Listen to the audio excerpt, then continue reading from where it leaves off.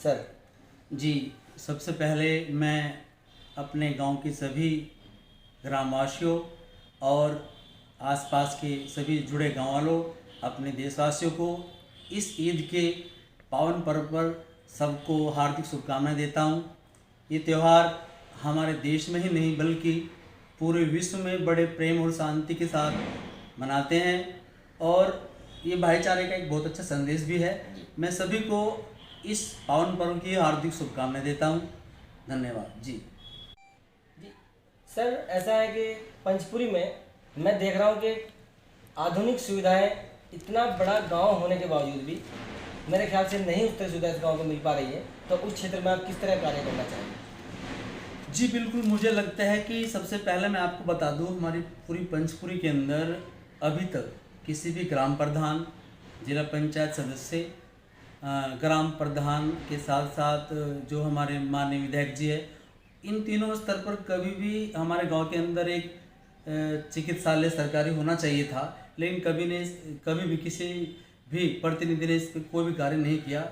मैं पिछले 1 साल से शासन स्तर पर अपने पूरी पंचपुरी के अंदर एक अच्छा सरकारी अस्पताल हो बड़े स्तर का, जिस पर इस तरह के उपकरण हो जैसे कि अल्ट्रासाउंड मशीनें हो, एक्सरे मशीनें हो, ब्लड टेस्ट की जो लैब हो, और इस तरह के सुविधा उपकरण सब यहीं पर उपलब्ध हो।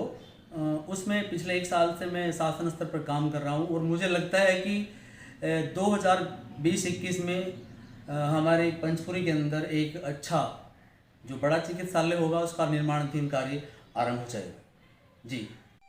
गुरु जी, बहुत एक ही अच्छा और सराहनीय कदम है आपका, लेकिन मैं देख रहा हूँ कि इस पंचपुरी के अंदर जैसे चिकित्सा के क्षेत्र में आप किस तरह का कार्य करना चाहेंगे? मैंने आपको पहले भी बताया कि जो योजनाएं हैं कि लगभग 2020-21 तक एक भव्य चिकित्सालय हमारी पंचपुरी के अंदर निर्माणाधीन हो जाएगा। इसके साथ साथ ही मैंने एक सोचा है स्वयं खुद के लिए, खुद के कर्ज पर मैं चाहूँगा कि मैं आप सबको आपके चैनल के माध्यम से बताऊं कि मैं स्वयं अपने खर्च पर इस वर्ष के अंत तक 2 एम्बुलेंस की व्यवस्था करूंगा जो मेरे निजी स्थान पर रहेगी। और हमारी पूरी पंचपुरी के अंदर यदि किसी भी जाति, धर्म, वर्ग की महिला, बच्चे, बूढ़े या गंभीर बीमार हो और बाहर जाने में दिक्कत हो, कभी कभी ऐसा होता है कि 108 जो गाड़ी होती है वो सही समय पर नहीं आ पाती, बिजी रहती है, एक समय पर कभी कभी नहीं पहुंच पाती। ऐसी स्थिति में हमारे जो खुद की 2 एम्बुलेंस होगी वो हमारी पंचपुरी के ऐसे लोगों को सही समय पर अस्पताल में पहुंचाने का कार्य करेंगी और वो पूरी तरीके से निःशुल्क होगी। उसमें किसी का कोई भी खर्च नहीं होगा, वो हमारे अपनी खुद का जो खर्च है वो खुद हम वहन करेंगे जी। गुरुजी, जैसे कि सभी लोग जानते भी हैं कि आप एक शिक्षक भी रहे हैं और सेवा के और बहुत सारे क्षेत्र और स्रोत खुले हैं, तो आप और किस क्षेत्र में किस तरह का और कार्य करना चाहेंगे? देखिए, हमारे यहाँ पूरी पंचपुरी में लगभग 5 प्राइमरी विद्यालय हैं और 20 से लेकर 25 प्राइवेट विद्यालय हैं जो प्राइमरी स्तर पर शिक्षा दे रहे हैं। मुझे लगता है कि प्राइमरी विद्यालयों में और जो प्राइवेट विद्यालय हैं उनमें इतने गरीब तबके के बच्चे पढ़ने के लिए आते हैं कि कभी कभी उनके पास उनकी किताबें, काफ़ी, बस्ता और अन्य सुविधा नहीं हो पाती, जिसकी वजह से उनकी शिक्षा रुक जाती है। हमारे इसी सत्र में हमने पहला कदम उठाया है कि पूरी पंचपुरी के अंदर ऐसे बच्चे जो गरीब तबके से आते हैं, चाहे वह किसी भी समुदाय के हो, हम उन्हें विद्यालय संबंधी सभी सुविधाएं उपलब्ध कराएंगे और उनकी शिक्षा किसी भी स्तर पर रुकने नहीं देंगे। क्योंकि मुझे लगता है कि अगर हम इस तरह के कार्य बच्चों के लिए करेंगे तो शिक्षा के बाद वो बच्चे डिपेंड करेंगे कि उन बच्चों को सही और गलत का पता चल पाए और वो अपना फैसला स्वयं ले सके, और ये सब शिक्षा के माध्यम से हो सकता है जी। मैं इसी क्रम में आपको और भी बताना चाहूँगा कि हम शिक्षा के क्षेत्र में अपनी पूरी पंचपुरी के अंदर 5 से लेकर 10 ऐसे प्राइवेट टीचर नियुक्त करेंगे जो विद्यालय के बाद ट्यूशन स्वरूप जो गरीब बच्चे हैं बहुत ज़्यादा, उन्हें ट्यूशन पढ़ाएंगे और उनकी जो शिक्षा के स्तर में कमी है वो पूरी करेंगे। उन सभी टीचरों की जो धनराशि होगी, मानदेय होगा, वो खुद हम अपनी तरफ से उन्हें देंगे, उसका खर्च हम स्वयं वहन करेंगे। जी गुरुजी एक सवाल और है।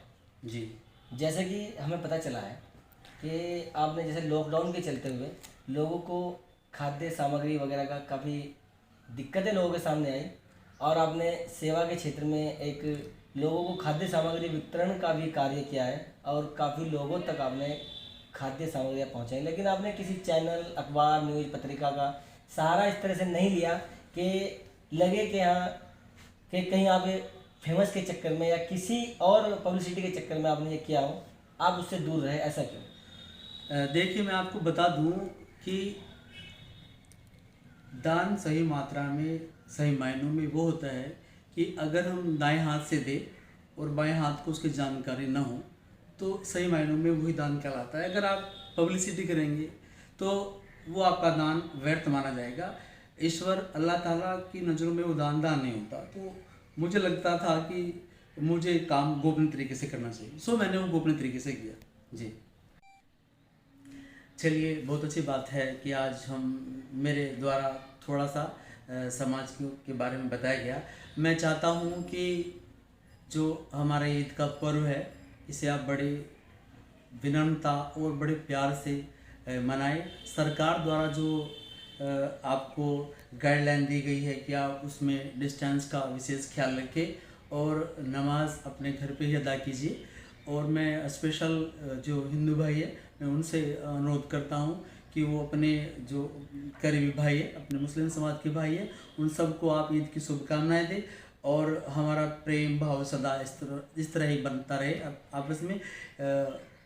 चलिए गुरुजी, हमारी शुभकामनाएं आपके साथ रहेंगी और हम आशा करते हैं कि आपका ये सेवा का जो क्रम है ये निरंतर जारी रहेगा और समय समय पर जिस तरह की सुविधाएं आपने बताई आप समाज को देने की तैयारी में हैं। हमारा आपका बहुत बहुत शुक्रिया और हमारे स्टूडियो में समय देने के लिए आपका बहुत बहुत